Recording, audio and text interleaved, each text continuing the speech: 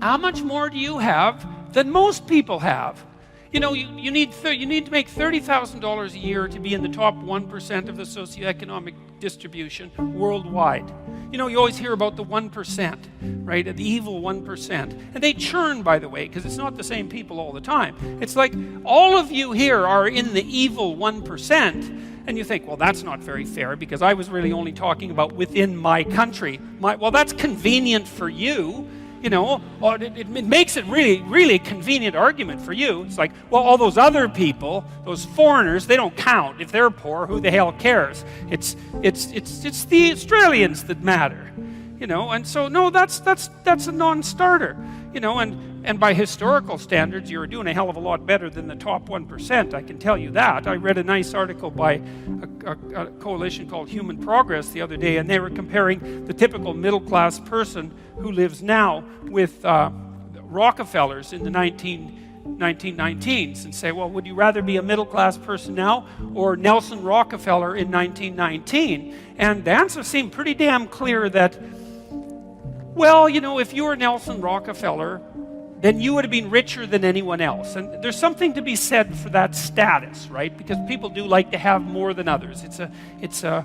I don't know if it's a good thing or not, but it is one of the things that we like. And so you'd have that. You'd be richer than everyone else. But there'd be all sorts of things that you have that now that Nelson Rockefeller wouldn't have had a hope of purchasing. Like the antibiotics that he would have needed to stop his son from dying, for example. You know, just as a start.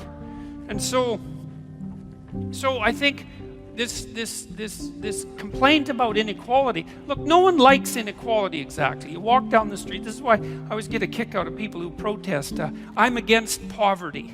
It's like, really? You're against poverty, and you think that's a unique enough attribute so that it was worth your time to make a sign that said that you were against poverty and show other people. It's like, I've never met anyone that was for poverty. You know, you walk down the street with someone who's pretty well off, you know, and they've got 1920 spats on and a bowler, and they're feeling pretty damn rich, and a Stockster certificate sticking out of their back pocket, and, you know, there's a homeless person there, and they give them a good kick, and they say, the more poverty, the better. It's like, no. You know, when people walk down the street and you see homeless people, and they're often, homelessness is a complex problem. Like you think, well, homeless people are poor. It's like, yeah, man. That's like one problem they have out of 50. And like I've worked with poor people, you know, in my clinical practice, and poor in multiple dimensions. And many of them, you gave them money, they were just done. Especially if they were like alcoholics and cocaine addicts. As long as they were broke, they had some hope of living through the next month. But as soon as their unemployment check showed up, man, they were face down in the ditch 3 days later, right? Nothing but cocaine and alcohol with all their idiot friends for 3 days. And then they'd show up back in my practice saying, you know, God, I relapsed again. I said, well, what happened? Well, my money came in.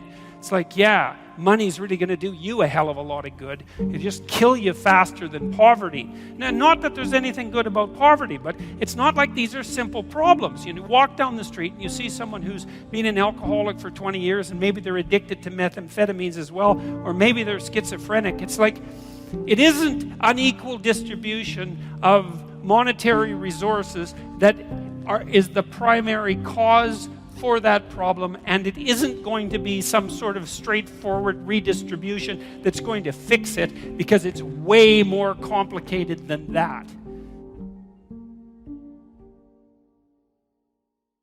You know, most of the radical types, they follow Marx, and they say, well, one of Marx's dictums was that capital tended to accumulate in the hands of fewer and fewer people. And that's right, that's true.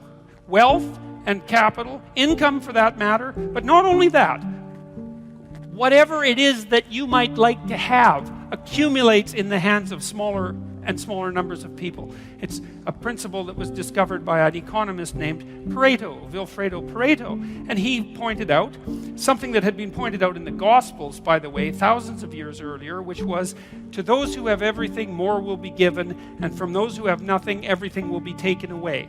The rule being, once you start to succeed at something, the probability that you will continue to succeed ever more rapidly increases. So there's an exponential function with regards to success. But there's also an exponential function with regards to failure. So failure and success aren't like this. They're like this. Fail, fail, die. Succeed, succeed, succeed ridiculously. Like it's this weird curve. And it's funny because it doesn't just characterize economics. It's a really it looks like a really fundamental economic law. I was actually quite shocked when I first learned about this, which was only about 15 years ago, because I thought most things were normally distributed. It turns out that that's not true. What people produce creatively isn't normally distributed. A small proportion of people produce most of what's of value. It doesn't matter what it is. And you know this, it's like, how many books does Stephen King sell? It's like half the books, right? And then there's the next guy after Stephen King, and no one even knows who he is, and he sells like 1/10 as many books as Stephen King. And then there's author number 50, and out of thousands and thousands of offers, and he's barely scraping by. And then there's the bottom 99.9%, and they can't make a living writing. And that's how it is. And it's the same with musicians. And it's the same with athletes.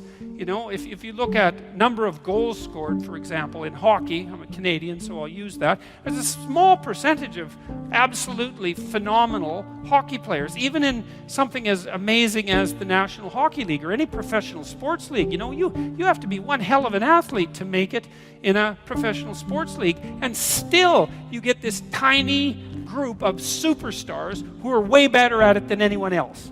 You know, and so there's this weird rule that as you get more, getting even more gets easier. And who knows why it is exactly. Partly it's practice, and it characterizes all sorts of situations. Like, it characterizes the size of planets. A small number of planets have almost all the mass. It characterizes stars the same way. It characterizes biomass in the Amazon jungle. It characterizes city size. A small percentage of cities have almost all the people.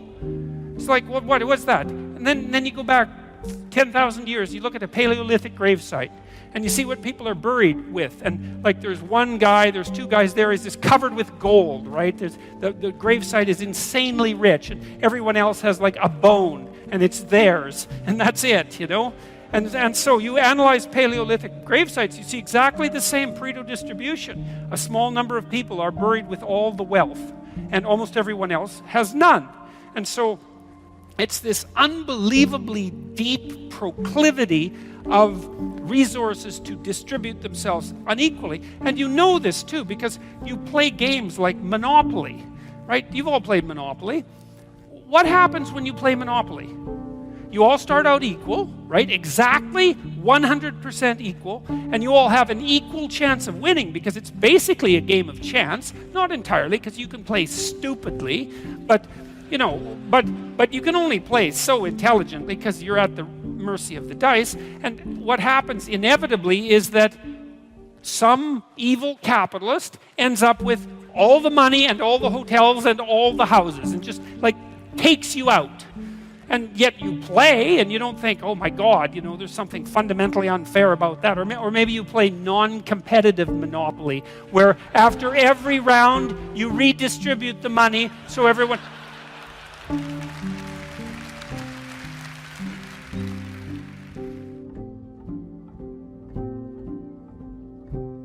the problem with Karl Marx, as far as I'm concerned, is that he was nowhere pessimistic enough.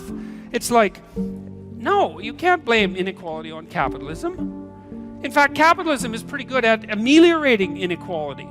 Like, there's still plenty of inequality in capitalist societies, make no mistake about that. And you can make some claim, although it's a tricky one, that some indices of inequality have increased over the last 20 years. It depends on how you measure it, because it's complicated. Because, even poorer people now have access to, well, let's say iPhones, which have more computational power than the entire system that put the Apollo 11 on the moon, which is, for $600, which isn't a bad bargain. So it's not that easy. It's not that easy to do those economic calculations. But one of the things you can say about capitalism and about private property and about the idea that people have a right to what they earn and a right to what they own is that it's pretty damn good at generating wealth. And the wealth isn't equally distributed by any stretch of the imagination, but a fair bit of it goes to the bottom, and that's why we're seeing, well, a relative dearth of tremendous deprivation. And you might say, well, we want to squeeze out that last bit of inequality, and it's like, well, maybe we do, and maybe we don't. It's not so obvious. First of all, because even if we did want to, we don't know how. And we certainly do know that if there are some ways that if we go about it, then things really go to hell in a handbasket really fast. And everyone ends up equal because they're all starving and dead. You end up in a situation like Venezuela. Not that they're all starving and dead, but the average Venezuelan lost 17 pounds in the last year. And that wasn't from voluntary diet, right? And that's a very rich country. And so we do know that there are ways of ameliorating inequality that just don't work. And so it's a dangerous thing to mess with because we don't understand it. Now, that doesn't mean we shouldn't try to understand it. And that also doesn't mean that the left doesn't have a point. If your society becomes too unequal and too many people stack up at the bottom and they don't have an opportunity to move forward, that seems like it's bad for everyone. And so we could agree on that, and we could try to set up our hierarchies so that they're not too brutal for the people who end up at the bottom, right? That would be nice if we could be sensible and figure out how to do that. But I think we're not doing that bad a job of figuring out how to do it. We build infrastructure that everybody can use. We have universal education systems and so on, and they're not perfect, but they're far from catastrophic, and they're a hell of a lot better than they were 100 years ago.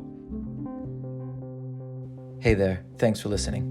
Tough Love Motivation is a passion project of mine, and every like, comment, and subscribe really helps the channel out. If you enjoyed this video or get something from it, please consider smashing that like button or even give a subscribe. I'd really appreciate it. Thanks.